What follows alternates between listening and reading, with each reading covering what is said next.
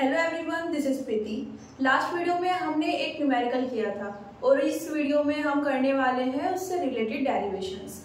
लेकिन एक कनेक्शन है दोनों के बीच में। क्या कनेक्शन है? लास्ट वीडियो में हमने जो न्यूमेरिकल किया था उसमें हमने एक गॉसियन सरफेस यूज की थी।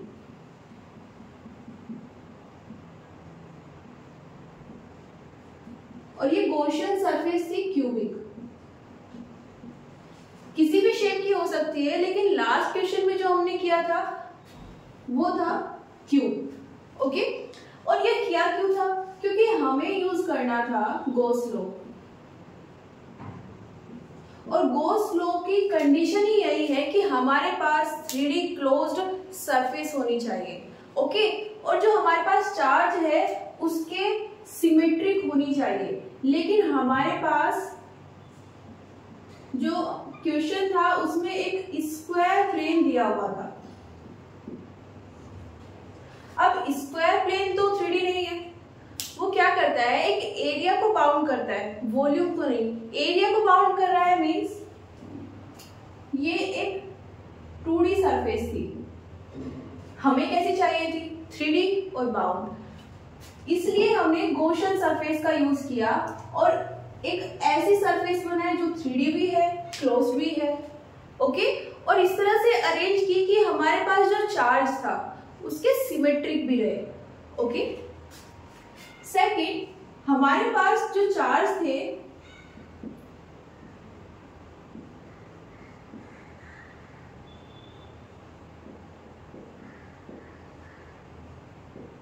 वो था डिस्क्रीट चार्ज डिस्ट्रीब्यूशन। मींस कितने चार्ज है हम उनको काउंट करके ऐड करके जान सकते हैं। ओके,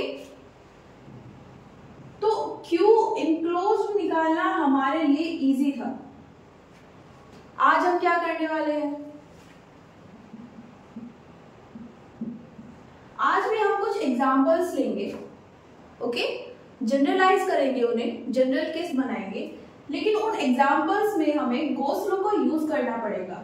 और उसको यूज करने के लिए फिर से हमें क्या ड्रॉ करनी पड़ेगी? Gaussian surface.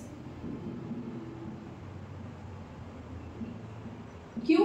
क्योंकि ये तो जरूरी नहीं है ना कि हर बॉडी 3D हो, कोई 1D या कोई 2D बॉडी भी तो हो सकती है जिसको हम यूज कर रहे हैं। उस केस में हम गॉसियन सरफेस ड्रॉ करके गॉस लॉ को यूज कर पाएंगे। ओके, सेकंड, यहां पर हमारे पास कॉन्टिन्यूअस चार्ज डिस्ट्रीब्यूशन होगा। अब कॉन्टिन्यूअस चार्ज डिस्ट्रीब्यूशन क्या होता है? हमारे पास कोई भी बॉडी है, ओके, सपोज ये सरफेस है, स्क्वायर सरफेस। ओके, अब इस पर हमने चार्ज डिस्ट्रीब्यूट कर दिया है। कैसा भी हो सकता है, ये तो पॉजिटिव चार्ज डिस्ट्रीब्यूट किया है या फिर नेगेटिव। अब इसके हर एक पॉइंट के पास में कुछ ना कुछ चार्ज है। टोटल कितना चार्ज है ये हम सीधा सीधा काउंट करके तो नहीं बता सकते। ओके, सीधा सीधा काउंट नहीं कर सकते हैं तो हमें नेट चार्ज कैसे पता चलेगा? स्पेशली क्यू एनक्लोज्ड जो हमारी सरफेस है उसने कितने चार्ज को बाउंड किया हुआ है, ये जानने के लिए हमें यूज करना पड़ेगा चार्ज डेंसिटी को। ओके, चार्ज डेंसिटी हमारे पास 3 टाइप्स की होती है। लीनियर, ये हम कब यूज करते हैं? जब हमारे पास 1D बॉडी होती है। सेकंड है सरफेस चार्ज डेंसिटी, ये कब यूज करते हैं? जब 2D बॉडी होगी। और थर्ड है वॉल्यूम चार्ज डेंसिटी, ये हम 3D सरफेस के लिए यूज करते हैं। ओके, बॉडी हमारे पास कैसी भी हो सकती है जिसके ऊपर चार्ज डिस्ट्रीब्यूट किया हुआ है। ओके, लेकिन गॉसियन सरफेस हमेशा 3D होती है। ओके, नोट कीजिए। फिर स्टार्ट करते हैं अपना फर्स्ट डेरिवेशन।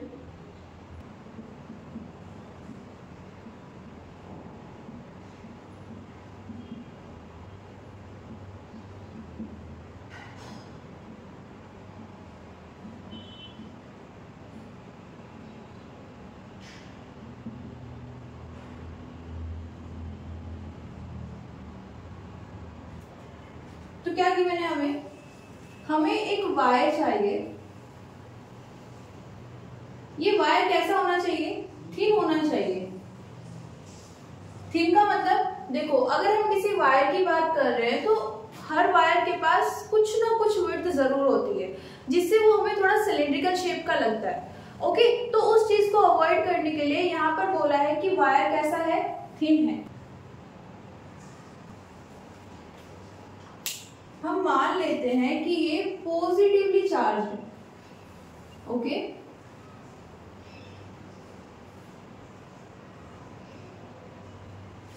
देखो हमने ये इनफाइनाइट लेंथ का बनाया है, मींस इसकी एक्चुअल लेंथ हमें नहीं पता है। और ऐसा किया क्यों है? क्योंकि हमें गिवन है कि ये जो वायर है इसकी लेंथ कितनी है?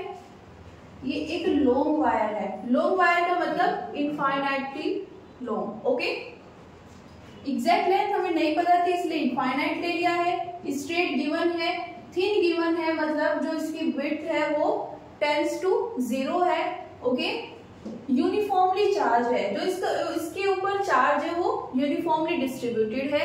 लेकिन कैसा चार्ज है ये नहीं गिवन है, तो हमने खुद से ले लिया है कि ये पॉजिटिवली चार्ज है। ओके, अब क्या करना है? हमें इलेक्ट्रिक फील्ड फाइंड करनी है। तो चलिए करते हैं। एक पॉइंट P लेते हैं। इस P पॉइंट पर इलेक्ट्रिक फील्ड निकालते हैं। ओके, किसके कारण? इस चार्ज वायर के कारण। ओके, इस पर इलेक्ट्रिक फील्ड मान लेते हैं ये r डिस्टेंस पर है। ओके, बता सकते हैं कि इस पॉइंट पर इलेक्ट्रिक फील्ड की डायरेक्शन क्या होगी? हम कभी भी पॉजिटिव चार्ज लेते हैं तो पॉजिटिव चार्ज के चारों ओर इलेक्ट्रिक फील्ड लाइन को इस तरह से शो करते हैं कि वो ओरिजिनेट हो रही है इससे, पॉजिटिव चार्ज से। यहाँ पर कैसे होगी? इस डायरेक्शन में। ओके, और सिर्फ यही नहीं, हम यहाँ पर कोई भी पॉइंट ले लें, इसके पास या इससे थोड़ा डिस्टेंस पर, उन सब पर कैसी फील्ड होगी? इस तरह से। ओके, और इस साइड जो पॉइंट्स हैं उन पर ये। ओके, नॉर्मली जब हम एक सिंगल चार्ज लेते हैं तो उस पर इस तरह से डिस्ट्रीब्यूटेड दिखाई देती है इलेक्ट्रिक फील्ड लाइंस। ओके, यहाँ पर क्या हो रहा है? यहाँ पर एक अकेला चार्ज नहीं है, एक लाइन में बहुत सारे चार्ज है, तो वो इस तरह से इलेक्ट्रिक फील्ड लाइंस को जाने ही नहीं देंगे। ओके, इलेक्ट्रिक फील्ड लाइंस को ये अपने परपेंडिकुलर रखेंगे हमेशा। यहाँ पर एक और चार्ज है तो इसके कारण ऐसे जा सकते थे, लेकिन ये भी इसको इस तरह से ले आएगा। ओके, तो यहाँ पर ये डायरेक्शंस हो जाएंगी जो इस साइड पॉइंट है उन पर, और ये वाली डायरेक्शन हो जाएगी जो इस साइड पॉइंट है। ओके,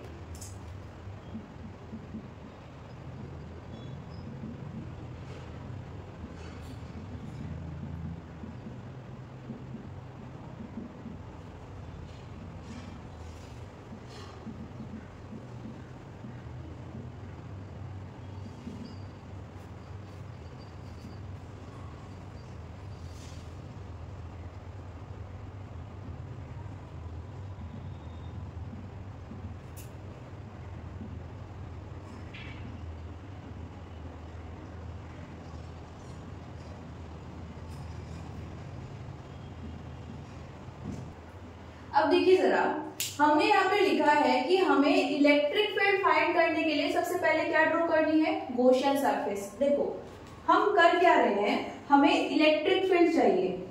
ओके, इलेक्ट्रिक फील्ड यहाँ पर कैसे मिलेगी? हमारे पास गॉस लॉ है जिसमें हम इलेक्ट्रिक फील्ड पढ़ते हैं, ये या फिर ये वाला। ओके, किसी भी फॉर्म में देख लो, ये जो हमारे पास फ्लक्स है फाई, इसमें इलेक्ट्रिक फील्ड आती है। ओके, अब यहाँ पर हम क्या कर सकते हैं? एरिया फाइंड कर ले, फ्लक्स निकाल ले, क्या रह जाएगा? इलेक्ट्रिक फील्ड, उसकी वैल्यू आ जाएगी। ओके, कभी भी हम किसी फॉर्मूले को यूज करते हैं, कोई क्वांटिटी हमें फाइंड करनी होती है तो क्या करते हैं? बाकी की जो क्वांटिटी है उस फॉर्मूले में उन सब की वैल्यू वहां पर रख देते हैं, तो जो रिमेनिंग होती है उसकी एग्जैक्ट वैल्यू हमें पता चल जाती है। यहाँ पर भी हम वैसे ही करने वाले हैं, इसकी वैल्यू निकालेंगे, इसकी वैल्यू निकालेंगे और ये हमें पता चल जाएगा। ओके, अब ये निकालने के लिए हम क्या यूज करेंगे, गॉस लॉ। ओके, ये फाइंड करने के लिए हम क्या यूज करेंगे, गॉस लॉ। और गॉस लॉ यूज करने के लिए हमारे पास सरफेस कैसी होनी चाहिए, 3D क्लोज्ड। हमें क्या गिवन है, एक वायर की सिर्फ लेंथ है, ओके, विड्थ भी नहीं है, उसकी कोई थिकनेस नहीं है, काफी ज्यादा थिन है वो, तो ये 1D ऑब्जेक्ट है। Okay, 1D body. तो 3D क्लोज्ड सरफेस कहां से मिलेगी, सिंपल, हमें क्या करना पड़ेगा, एक गॉसियन सरफेस ड्रॉ करनी पड़ेगी। ओके, अब जैसे हमने लास्ट वीडियो में डिस्कस किया था कि गॉसियन सरफेस किस शेप की होनी चाहिए, ये डिपेंड करता है हमारे पास क्या बॉडी है, उसी के सिमेट्रिक, उसी के मिलती जुलती हम एक गॉसियन सरफेस ड्रॉ करते हैं। यहाँ पर इस वायर को अगर थिक कर दे, स्ट्रेच करें, ओके, स्ट्रेच होगा नहीं वायर, बट इमेजिन करते हैं अगर हम इसको स्ट्रेच करना स्टार्ट कर दे, तो लेंथ तो इसकी ऑलरेडी है, तो स्ट्रेच करने से विड्थ भी आ जाएगी और कैसी शेप हमें मिलेगी, एक सिलेंड्रिकल शेप मिलेगी। मींस यहाँ पर जो हमारे पास गॉसियन सरफेस होनी चाहिए वो कैसी होनी चाहिए, सिलेंड्रिकल। तो हम एक यहाँ पे सिलेंडर ड्रॉ करते हैं, लेकिन वो सिलेंडर इस P पॉइंट से पास होना चाहिए। ओके, ऐसा क्यों कर रहे हैं वो अभी आगे डिस्कस करेंगे। ओके, वाई, ये हम अभी डिस्कस करने वाले हैं। पहले क्या करेंगे, एक गॉसियन सरफेस ड्रॉ कर लेते हैं, डॉटेड बना रही हूं बिकॉज ये हमें गिवन नहीं है, हम खुद से ड्रॉ कर रहे हैं। गॉसियन सरफेस एक इमेजिनरी सरफेस है, एक्चुअल में ये एग्जिस्ट नहीं करती है, हम सिर्फ अपने काम के लिए इसको ड्रॉ कर रहे हैं। ओके, अब क्योंकि ये P पॉइंट से पास हो रही है, तो ये वाली डिस्टेंस कितनी है, मींस इस सिलेंडर का जो ऊपर और नीचे वाला प्लेन है, ओके, उसकी रेडियस कितनी है, सर्कुलर प्लेन होते हैं ना ऊपर और नीचे। ओके, हमें देखो सिर्फ सिलेंडर नहीं बनाना है, उसको बंद भी करना है। ओके, पूरा सिलेंडर होना चाहिए, कर्विकल सरफेस भी है और ऊपर नीचे वाले दोनों प्लेन भी है। जो ऊपर नीचे वाले प्लेन होते हैं उनके पास क्या होती है, रेडियस, या फिर बोल सकते हैं इसकी थिकनेस कितनी है, r। क्यों, क्योंकि ये P पॉइंट से पास हो रहा है और इसको हमने पहले ही कंसीडर कर लिया था कि ये कितने डिस्टेंस पर है, r पर, तो ये भी कितना हो जाएगा, r। और ये भी इस साइड भी अगर हम कोई पॉइंट ले वो भी r डिस्टेंस पर हमें मिल जाएगा। ओके, अब क्या करना है, फ्लक्स निकालते हैं। Okay,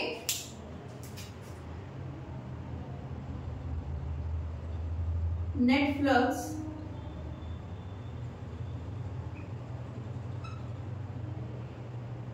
through the passing through the cylinder। Okay, कितना हो जाएगा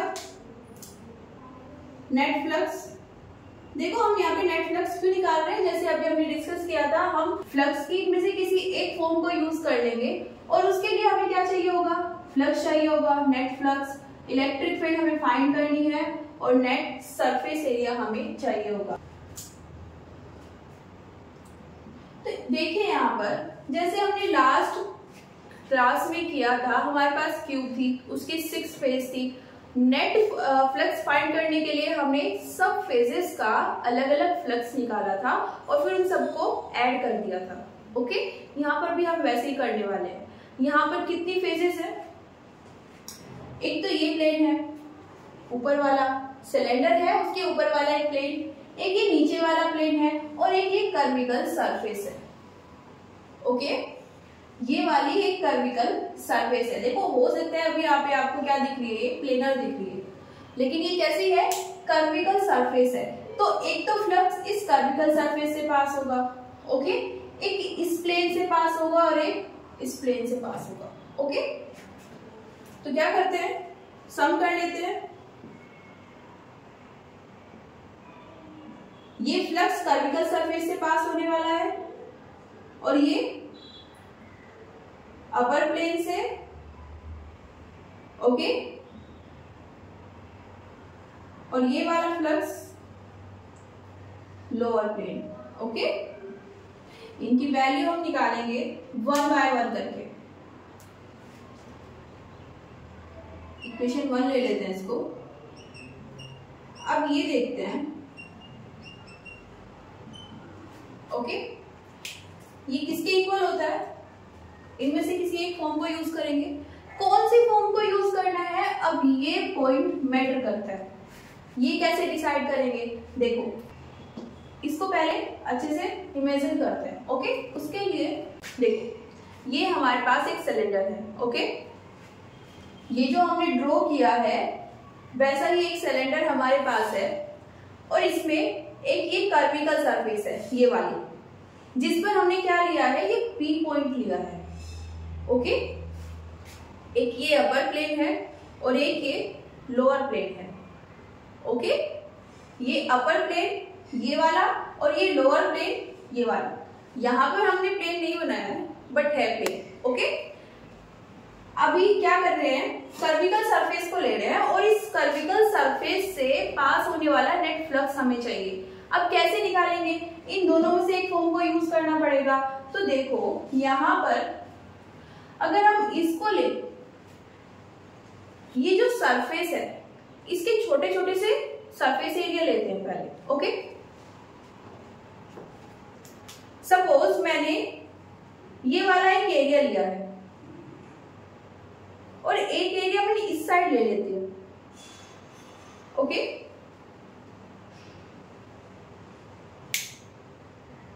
अब जरा मुझे ये बताइए कि ये जो सरफेस है, ओके, ये जो प्लेन है छोटा सा इस सर्कल के अंदर का प्लेन, इसके लिए नॉर्मल कहाँ होगा। नॉर्मल क्या होता है, जो हमने प्लेन बनाया उसके परपेंडिकुलर डायरेक्शन में हमें नॉर्मल मिल जाता है, ओके। ये वाला होगा, ओके, ये हमारे पास, ओके। अब इस वाले के लिए देखें, अगर ये आ जाएगा, ओके। तो जैसे जैसे हम सरफेस चेंज कर रहे हैं, है ना, छोटी सी सरफेस जो हमने एज्यूम की है, जैसे जैसे वो चेंज कर रहे हैं वैसे वैसे हमारे पास नॉर्मल जो है वो चेंज हो रहा है। नॉर्मल की जो डायरेक्शन है वो चेंज हो रही है। इस पॉइंट के लिए कहाँ थी, ये वाली, इसके लिए ये वाली चेंज हो गई ना। और इससे हम क्या क्या निकालते हैं, एरिया वेक्टर, मैग्नीट्यूड और डायरेक्शन। अब अगर डायरेक्शन चेंज हो रही है मतलब ये भी तो चेंज हो रहा है ना, ओके। हम जैसे जैसे पूरी कर्व का सरफेस पूरी कर्व के लिए फ्लक्स निकालेंगे उसमें हम एक एरिया वेक्टर यूज नहीं कर सकते क्योंकि कर्विकल सरफेस पर बहुत सारे पॉइंट्स है। उन पॉइंट्स के अराउंड हम छोटे छोटे जो सरफेस एरिया लेंगे तो उन सब के लिए अलग एरिया वेक्टर हमको मिलेगा, ओके। सबके लिए डिफरेंट एरिया वेक्टर होगा, इसलिए हम इस फॉर्म को यूज नहीं कर सकते हैं। किसको यूज करना पड़ेगा, इसको, ओके। अब इसको कैसे यूज करेंगे,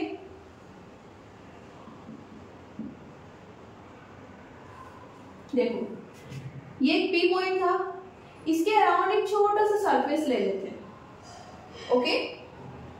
ये है हमारे पास डीएस, ओके। अब इस डीएस के लिए ये जो पॉइंट था इससे इलेक्ट्रिक फील्ड की डायरेक्शन तो हम ऑलरेडी देख चुके हैं, ओके। इस सरफेस के लिए नॉर्मल कहां पर होगा,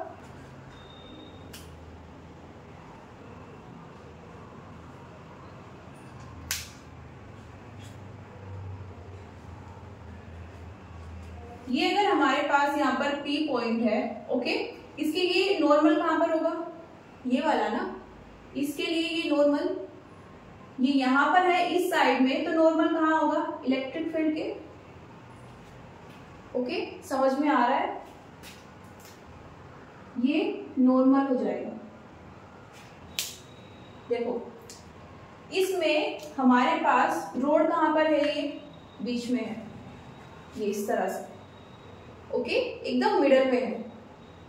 अब इसके कारण हम किसी भी पॉइंट पर, सपोज इस P पॉइंट पर इलेक्ट्रिक फील्ड देखना चाहते हैं, कैसी होगी? ये जो बीच में हमने वायर रखा है इसके परपेंडिकुलर है, ओके, तो इलेक्ट्रिक फील्ड लाइन ये हो जाएगी। यहां पर देखें तो इसके परपेंडिकुलर ये डायरेक्शन, ओके, और साथ में नॉर्मल भी यही आ रहा है। किसी भी पॉइंट के लिए चेक कर सकते हो, ये वाला और ये वाली चीज दोनों सेम डायरेक्शन में आएगी, ओके। मीन्स ये अगर हम यूज कर रहे हैं, इसको क्या लिख सकते हैं, EDS cos थीटा, ओके, और यहां पर थीटा क्या है, 0। ये हम किसके लिए निकाले हैं, इस P पॉइंट का जो इसके अराउंड का जो ये छोटा सा सरफेस एरिया है, इससे पास होने वाला फ्लक्स। एक बार अगर हमने इससे पास होने वाला फ्लक्स निकाल लिया तो हम उसको क्या कर देंगे, इंटीग्रेट कर देंगे, और उससे क्या जाएगा, net surface area, sorry net flux passing through this curvical surface, okay. और इसको फाइंड करने के लिए हमें क्या चाहिए होगा, इलेक्ट्रिक फील्ड और DS एरिया वेक्टर के बीच का एंगल, ओके। और वो कितना आ रहा है, अभी हमने देखा 0 आ रहा है, दोनों पैरेलल डायरेक्शंस हैं, ओके। तो यहाँ पर हम क्या लिख सकते हैं, EDS, क्यों, क्योंकि cos थीटा यहाँ पर क्या है, थीटा क्या है 0, और cos 0 कितना होता है, 1 होता है, ओके। तो हमारे पास क्या आ गया है, इस छोटे से सरफेस के लिए फ्लक्स EDS, और अगर हम इसको इंटीग्रेट कर दे तो नेट फ्लक्स कितना आ जाएगा, इंटीग्रेशन ऑफ EDS, ओके। अभी देखो यहाँ पर हम E को बाहर लिख सकते हैं और इंटीग्रेट किसे करेंगे, सिर्फ DS को। अब ऐसा क्यों किया है, हम बाहर लिख सकते हैं किसी वैल्यू को इंटीग्रेशन से, कब, जब वो कांस्टेंट है। यहाँ पर इलेक्ट्रिक फील्ड कांस्टेंट है। देखो एक नोट करने वाला पॉइंट है ये, हमें ये नहीं पता है कि इसकी वैल्यू क्या है, हम इलेक्ट्रिक फील्ड तो फाइंड कर रहे हैं, ओके। हमें ये नहीं पता है कि इलेक्ट्रिक फील्ड की एग्जैक्ट वैल्यू क्या है, लेकिन ये जरूर जानते हैं कि जो भी होगी सेम रहने वाली है through out this surface, okay. कैसे, देखो अब इस Y पर आते हैं। हमने क्या किया था, जब ये वाली सरफेस, ये गॉसियन सरफेस ड्रॉ की थी, हमने बोला था कि जिस पॉइंट पर हमें इलेक्ट्रिक फील्ड चाहिए उस पॉइंट से कर्विकल सरफेस पास होनी चाहिए, ओके। और उससे क्या हुआ था, इस डायग्राम में देखें तो हमें लग रहा है ये वाली चीज, ये यहाँ पर P पॉइंट है, ओके, और ये बीच में रोड है, और इससे इसकी डिस्टेंस कितनी है, R, लेकिन ये यहाँ पर नहीं है, ओके।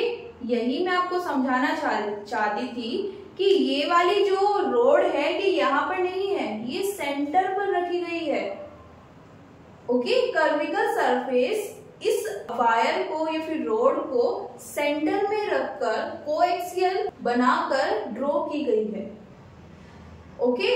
इस P पॉइंट से पास होने का क्या रीजन था, अगर हम यहाँ पर इसको सेंटर में रखते हैं तो हम इस सरफेस पर कोई भी पॉइंट ले लें, ओके।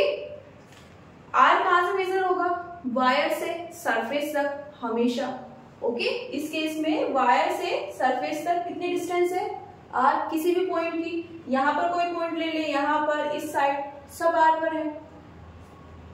हमें इलेक्ट्रिक फील्ड कहाँ निकालनी है, किसी भी P पॉइंट पर। अब फॉर्मूला क्या होता है इलेक्ट्रिक फील्ड का, E equals to KQ by R²। R क्या है, कोई भी चार्ज है सोर्स, ठीक है, उससे किसी P पॉइंट की डिस्टेंस। अगर ये डिस्टेंस फिक्स है तो हमारे पास इलेक्ट्रिक फील्ड का मैग्नीट्यूड सेम रहेगा, ओके। R डिस्टेंस पर हम इसके चारों ओर किसी भी पॉइंट को P कंसीडर कर ले, जो कितनी डिस्टेंस पर है, r पर, वहां पर इलेक्ट्रिक फील्ड क्या रहने वाली है, मैग्नीट्यूड फॉर्म में सेम रहेगी। ओके, डायरेक्शन चेंज हो सकती है लेकिन मैग्नीट्यूड सेम रहेगा। इसीलिए ये कंडीशन यहाँ पर लाने के लिए हमने क्या किया है, हमने ये P पॉइंट से पास होने वाली गॉसियन सरफेस बनाई है और ये जो वायर था इसको सेंटर में रखा है, जिससे इस वायर से डिस्टेंस सभी पॉइंट्स की कितनी आ गई है, r आ गई है और हमारा जो इलेक्ट्रिक फील्ड का मैग्नीट्यूड है वो क्या आ गया है, सेम। अब हम यहाँ पर कोई भी पॉइंट ले ले, यहाँ पर कोई पॉइंट ले ले इस कर्विकल पार्ट पर या फिर कोई बीच में ले ले, सबकी डिस्टेंस कितनी है, r है। ये वाला समझ में आया ना कैसे r ड्रॉ हुआ। ओके, ये था। ओके, अगर मैं यहाँ पर कोई पॉइंट P ले लेती हूँ, इसकी भी डिस्टेंस कितनी है, r है। कैसे r है, ये वाली r नहीं है, सेंटर से है। तो सेंटर पर ये यहाँ पर वायर है, ओके, और चारों ओर डिस्टेंस कितनी है इसकी सरफेस से, r है। तो इसके चारों ओर कोई भी पॉइंट ले लीजिए, डिस्टेंस कितनी रहेगी, r रहेगी। इस कर्विकल सरफेस पर जितने भी पॉइंट्स हैं उन सब पर इलेक्ट्रिक फील्ड का मैग्नीट्यूड क्या रहने वाला है, सेम रहने वाला है। अब सेम है तो हम यहाँ पर क्या कर सकते हैं, सिर्फ सरफेस को इंटीग्रेट करेंगे, इलेक्ट्रिक फील्ड को बाहर ले लेंगे। ओके, इसको इक्वेशन नंबर 2 कंसीडर करते हैं। इलेक्ट्रिक फील्ड सेम होनी चाहिए मैग्नीट्यूड वाइज। ओके, इसीलिए हम इस पॉइंट P से पास कराते हैं। और देखिए यहां से ना एक और कंडीशन फुलफिल हो रही है,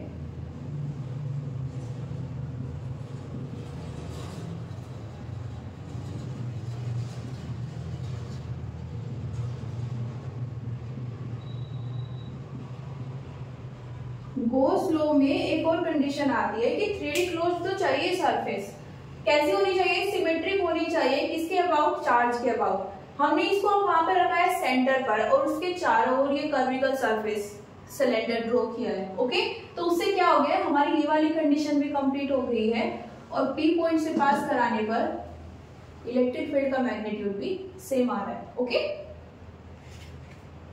इसको आगे अगर प्रोसीड करें, यहाँ पर नेट फ्लक्स कितना हो जाएगा कर्विकल सरफेस के लिए,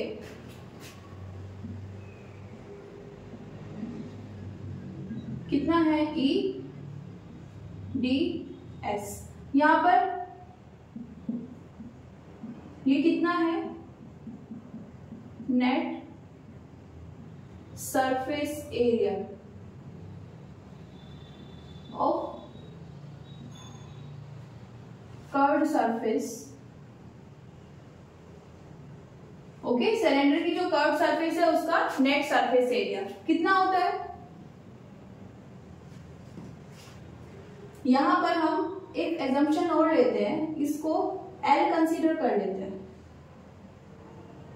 ओके, देखो जो वायर है उसकी लेंथ कितनी है, इनफाइनाइट है, लेकिन ये जो गॉसियन सरफेस हमने ड्रॉ की है, सिलेंडर जो ड्रॉ किया है, कितनी हाइट का है, L का। ओके, तो यहां पर सरफेस एरिया कितना आ जाएगा, 2 पाई r L। रखते हैं वैल्यू उसमें, यहां से हमारे पास आ जाता है ये E इंटू 2 पाई RL। इसको हम मान लेते हैं इक्वेशन नंबर 2। ओके, ये कहां से स्टार्ट किया था, हम नेट फ्लक्स निकाल रहे थे जिसमें हमें 3 फ्लक्स निकालने थे, एक जो कर्विकल सरफेस से पास हो रहा है, एक प्लेन सरफेस से और एक लोअर और एक अपर। ओके, इसके लिए हमने ये वाला केस पहले लिया था, इसकी वैल्यू हमारे पास आ गई है E इंटू 2 पाई RL। इसको लेते हैं अपर प्लेन से। ओके, यहां पर भी हम यही यूज करेंगे। क्यों यूज कर रहे हैं, अपर प्लेन तो हमारे पास देखो हम ऐसा ले सकते हैं, हम टॉप व्यू अगर देखें ये इस तरह का है, ओके, जो हमारे पास सिलेंडर है उसके ऊपर जो प्लेन होगा और जो नीचे प्लेन होगा वो इस तरह का दिखेगा। अगर आप ऊपर से देखते हो, टॉप व्यू देखते हो, ठीक है ना, ये सिलेंडर है और हम इसको ऊपर से देख रहे हैं। ओके, इस तरह का सर्कल होगा और यहाँ पर बीच से आपको पॉजिटिव चार्जेस की रोड या वायर दिखाई दे रहा होगा। ओके,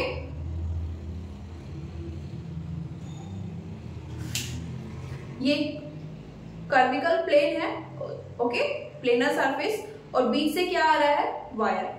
ओके, जैसे यहाँ पर पास हो रहा है। अब इसमें हम नॉर्मल कोई भी पॉइंट ले लें और उसके अलोंग क्या ले लें, सरफेस। उन सब के लिए नॉर्मल कहां पर होगा, सेम डायरेक्शन में। ओके, हमने यही रीजन बोला था कि यहाँ पर नॉर्मल सब पॉइंट्स के लिए डिफरेंट डिफरेंट था, इसलिए हमने ये यूज किया है, ना कि ये। ओके, तो अब क्वेश्चन आ सकता है कि यहाँ पर तो सब पॉइंट्स के लिए नॉर्मल सेम है, तो फिर हम ऐसा क्यों कर रहे हैं, क्योंकि यहाँ पर इलेक्ट्रिक फील्ड चेंज हो रही है। ओके, यहाँ पर इलेक्ट्रिक फील्ड चेंज हो रही है। ये रोड से कोई पॉइंट P अगर हम इस सरकमफ्रेंस पर लें तो कितना है, R है। ओके, लेकिन अगर कोई मिडल में ले ले इस प्लेन पर तो ये डिस्टेंस R नहीं रहेगी। देखो जरा, ये हमारे पास सिलेंडर था और ये उसका प्लेन, ठीक है, यहाँ पर एक प्लेन होगा। अब इससे क्या पास हो रही है, बीच में क्या है, वायर है, ठीक है। इस वायर से इस कर्विकल सरफेस पर जितने भी पॉइंट्स हैं उनकी डिस्टेंस कितनी है, R। तो यहाँ पर हम इसके ऊपर जितनी भी पॉइंट्स लेंगे उन सबकी डिस्टेंस क्या है, R। सब पर इलेक्ट्रिक फील्ड सेम मैग्नीट्यूड वाली होगी। लेकिन अगर हम बीच में कोई पॉइंट ले लें, सपोज यहाँ पर बीच में कोई पॉइंट ले ले, जो फ्री स्पेस हमें दिख रहा है, खाली दिख रहा है, यहाँ पर प्लेन होगा। अब बीच में अगर कोई पॉइंट ले ले, जैसे यहाँ पर लिया है, उस पर इलेक्ट्रिक फील्ड चेंज हो जाएगी। तो नेट इलेक्ट्रिक फील्ड हमें अगर फाइंड करनी है तो हमें यही फॉर्मूला लेना पड़ेगा। ओके, यही फॉर्म यूज करनी पड़ेगी, क्योंकि यहाँ पर ये तो फिक्स हो गया लेकिन इलेक्ट्रिक फील्ड चेंज हो रही है। ओके, तो यहाँ पर इसको E1 कर लेते हैं। ओके, क्योंकि यहाँ पर जो पॉइंट्स आने वाले हैं उनकी इलेक्ट्रिक फील्ड इस मैग्नीट्यूड की तो नहीं होगी जितनी यहाँ पर थी, क्योंकि सब पॉइंट्स जरूरी नहीं है R डिस्टेंस पर हो, अलग अलग डिस्टेंस पर हो सकते हैं। ओके, अब जरा आगे बढ़ते हैं। इसको क्या करते हैं, क्या लिख सकते हैं, E1 ds cos theta, means electric field की direction normal of the surface element और उनके बीच का एंगल। ओके, अब देखिए, अभी हमने देखा था यहाँ पर कोई भी आप सरफेस ले लो, क्योंकि एक प्लेन है। ओके, ऊपर वाला प्लेन है तो सरफेस वेक्टर या फिर हम बोल सकते हैं उसका नॉर्मल सेम डायरेक्शन में होंगे। तो ये हो जाता है हमारा टॉप व्यू। सेंटर में हमें दिख रही है पॉजिटिवली चार्ज एक रोड, और यहाँ पर हम अगर इलेक्ट्रिक फील्ड ड्रॉ करें वो कुछ ऐसे रहने वाली है।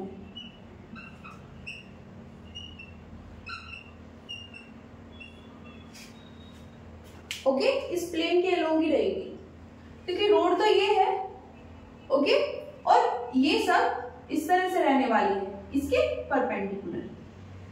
ओके, अब हम अगर बात करें किसकी, कोई भी पॉइंट ले लें और उसके अराउंड एक सरफेस ले लें, इन सरफेस का नॉर्मल किस डायरेक्शन में होगा, इस डायरेक्शन में। ओके, इलेक्ट्रिक फील्ड कहाँ है, इस डायरेक्शन में। एंगल कितना शो हो रहा है, 90। और ये किसी के भी साथ करके देख लीजिए, आप यहाँ पर देखेंगे इलेक्ट्रिक फील्ड कहाँ पे, कितने एंगल पर है, 90 पर। ओके, ये वाली, ये वाली। ओके, क्योंकि ये तो एक प्लेन में है, ये जो सब इलेक्ट्रिक फील्ड लाइंस हैं ये सेम प्लेन में ड्रॉ हो रही है, और जो नॉर्मल है ये normal out of the plane है। Okay, electric field lines plane में है और ये normal out of the plane है, तो प्लेन में जितनी भी डायरेक्शंस है उन सबके परपेंडिकुलर है। तो यहां पर क्या लिखेंगे,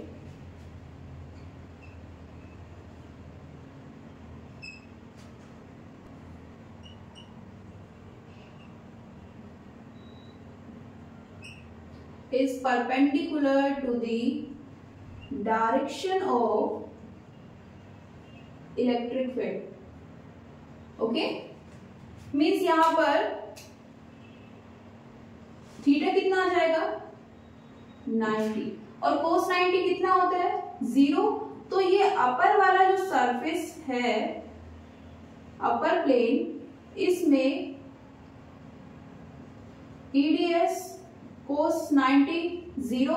ओके, मीन्स ये कितना हो गया टोटल C। मीन्स जो सिलेंडर है उसके अपर प्लेन से कितना फ्लक्स पास होगा 0। अब सिमिलरली हम लोअर अगर प्लेन के लिए निकाले तो वहां पर भी नेट फ्लक्स कितना आने वाला है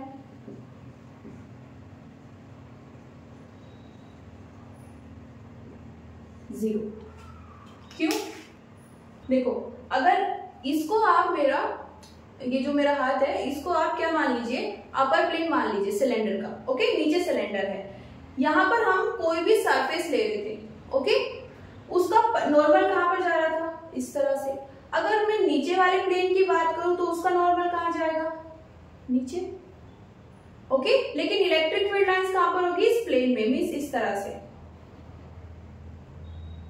ठीक है, इस तरह से सर्कुलर। ओके, इस तरह से देखेंगे तो ये इस तरह से इस प्लेन में एवरी डायरेक्शन में इलेक्ट्रिक फील्ड लाइन होगी, लेकिन नॉर्मल कहां पर होगा परपेंडिकुलर। ओके, तो यहां पर भी नेट फ्लक्स कितना आ जाएगा 0। अब देखिए हमारे पास एक ये इक्वेशन आई है और एक ये इक्वेशन आई है। इक्वेशन नंबर सेकंड हमारे पास है, क्या करेंगे इक्वेशन नंबर 1 में इन सब वैल्यूज को पुट करेंगे।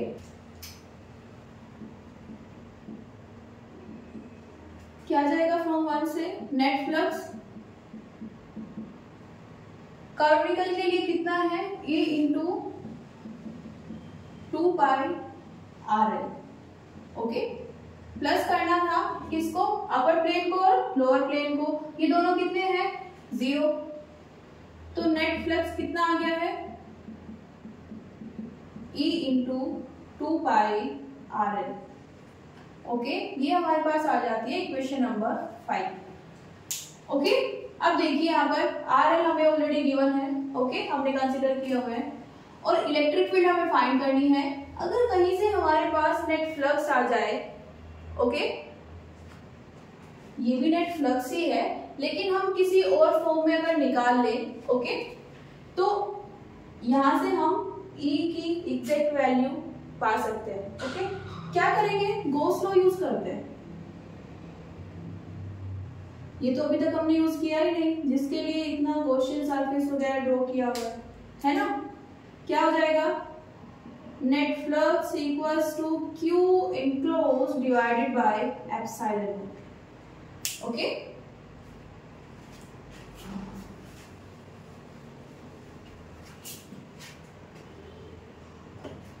अब देखिए जरा, जो हमने स्टार्टिंग में पॉइंट डिस्कस किया था, हमारे पास यहाँ पर कॉन्टिन्यूअस चार्ज डिस्ट्रीब्यूशन है, तो नेट कितना चार्ज इनक्लोज्ड है वो हमें नहीं पता, तो क्या यूज करेंगे चार्ज डेंसिटी।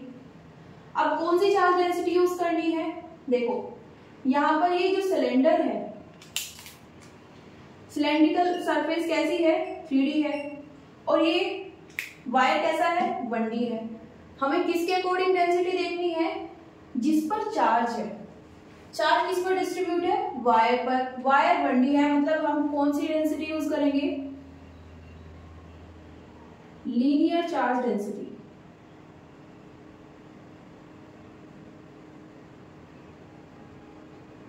ओके, कितना होता है lambda equals to small charge divided by small length. लेकिन यहाँ पर क्या गिवन था, हमें जो टाइटल था उसमें लिखा हुआ था चार्ज कैसा है यूनिफॉर्मली डिस्ट्रीब्यूटेड। ओके, तो यूनिफॉर्मली डिस्ट्रीब्यूट होने की वजह से यहाँ पर क्या आ जाएगा net charge divided by total length. Okay, किसके अकॉर्डिंग लिखा है? वायर के अकॉर्डिंग। तो हम नेट चार्ज भी किस पर देखेंगे? वायर पर। टोटल लेंथ भी किसकी लेंगे? वायर की। लेकिन वायर तो कितनी लेंथ का है? इनफाइनाइट का। अब लेंथ तो अगर हम इनफाइनाइट रखेंगे सब जीरो हो जाएगा। क्या करेंगे, जो एक गोशन सरफेस है इसके अंदर जितना पार्ट है वायर का सिर्फ वो कंसीडर करेंगे और जितना इसके अंदर चार्ज है सिर्फ वो चार्ज लेंगे। यहाँ पर क्यू एनक्लोज्ड क्या है? enclosed charge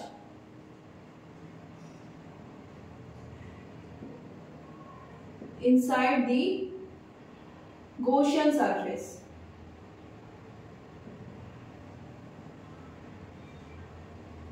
चार्ज है किसके ऊपर? वायर के, लेकिन इनक्लोज किसने किया हुआ है? Gaussian सरफेस में। ओके, तो हम वायर की एल लेंथ मेजर करेंगे because L length he cylinder ने इनक्लोज की हुई है और इस एल लेंथ पर जितना चार्ज है वो यहाँ पर रखेंगे। ओके, इसको क्यू एनक्लोज ले लेते हैं और ये एल लेंथ कितना आ जाएगा यहाँ से? Q enclose lambda L. ये वैल्यू इसमें पुट करते हैं, फ्लक्स कितना आ गया? Lambda L divided by epsilon not. क्या करेंगे अब? Equation number 6 from 5 and 6 net flux किसके इक्वल है? 6 में lambda L by epsilon not और 5 में किसके इक्वल है? E इंटू 2 पाई आर एल। तो क्या कर सकते हैं, कुछ टर्म्स कैंसिल हो रही है, कैंसिल करेंगे। क्या निकालना है? इलेक्ट्रिक फील्ड, तो उसको एक साइड ले आते हैं 2 पाई। ओके, ये क्या आ गई हमारे पास?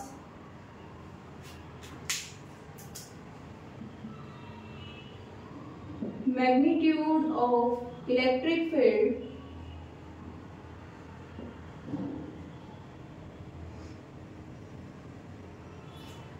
ये किस पॉइंट की इलेक्ट्रिक फील्ड आई है? देखो हमने जब स्टार्ट किया था तो P पॉइंट से स्टार्ट किया था, लेकिन क्योंकि हमने अरेंजमेंट कुछ ऐसा किया है गॉसियन सरफेस के थ्रू कि जितने भी पॉइंट्स हैं कर्विकल सरफेस पर, ये सिलेंडर की कर्विकल सरफेस पर जितने भी पॉइंट्स हैं वो सब r डिस्टेंस पर ही हैं। तो ये इलेक्ट्रिक फील्ड सिर्फ इस P पॉइंट की नहीं आई है, इस पर जितने भी पॉइंट्स हैं कर्विकल सरफेस पर सबके लिए आ गई है। ओके, तो ये किसका मैग्नीट्यूड है? Magnitude of electric field of each point on the curvical surface of the cylinder. और डायरेक्शन क्या है?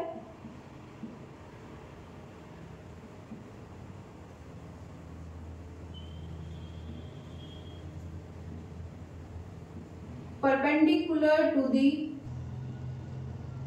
आउटवर्ड डायरेक्शन में है। ओके, और वायर के परपेंडिकुलर है, वायर के परपेंडिकुलर और आउटवर्ड साइड डायरेक्शन में। ओके, अब अगर यहाँ पे हम नेगेटिव चार्ज ले ले तो क्या चेंज होगा? सिर्फ और सिर्फ डायरेक्शन चेंज होगी। ओके, मैग्नीट्यूड सेम रहेगा, डायरेक्शन क्या हो जाएगी? ये किसके लिए है? For positive charge.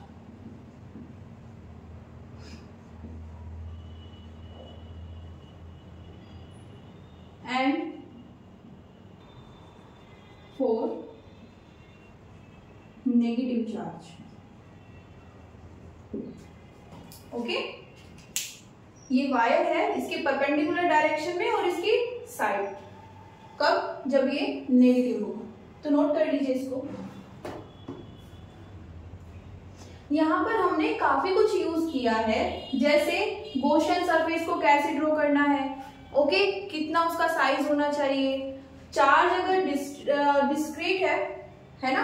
जैसे लास्ट एग्जांपल में था जो हमने लास्ट क्लास में किया था, तो हमें कैसे सॉल्व करना है, ओके, कैसे इलेक्ट्रिक फील्ड या फ्लक्स फाइंड करना है। अगर चार्ज कॉन्टिन्यूअसली डिस्ट्रीब्यूटेड है तो हमें फिर कैसे फ्लक्स निकालना है, ओके। साथ में ये भी डिस्कस किया है कि क्यों ये पी पॉइंट से पास होनी चाहिए, सिमेट्री वाली कंडीशन कैसे आएगी, ओके। नेक्स्ट हम करेंगे, हमारे पास एक प्लेन होगा, ओके। अब वायर है, वायर की सिर्फ क्या है, लेंथ है, ये 1D है। अगर हम प्लेन ले तो प्लेन कैसा होगा, 2D होगा, क्योंकि वो एक एरिया को इनक्लोज करता है, ओके। कोई भी सरफेस या कोई भी ऑब्जेक्ट जो किसी एरिया को बाउंड कर रहा है, ओके, इनक्लोज कर रहा है, वो कैसा होगा, 2D होगा। अब अगर हमारे पास इनफाइनाइट डायमेंशंस का मीन्स उसकी जो लेंथ है या विड्थ है वो इनफाइनाइट लेंथ की है, ओके, ऐसा कोई प्लेन ले ले और उसके ऊपर कोई भी नेगेटिव या पॉजिटिव चार्ज डिस्ट्रीब्यूट कर दे, तो हम उसके किसी पॉइंट पर या उसके आसपास के किसी पॉइंट पर नेट इलेक्ट्रिक फील्ड कैसे फाइंड कर सकते हैं, ओके। वो हम नेक्स्ट क्लास में करेंगे। आज के लिए इतना ही। So thank you everyone, see you soon.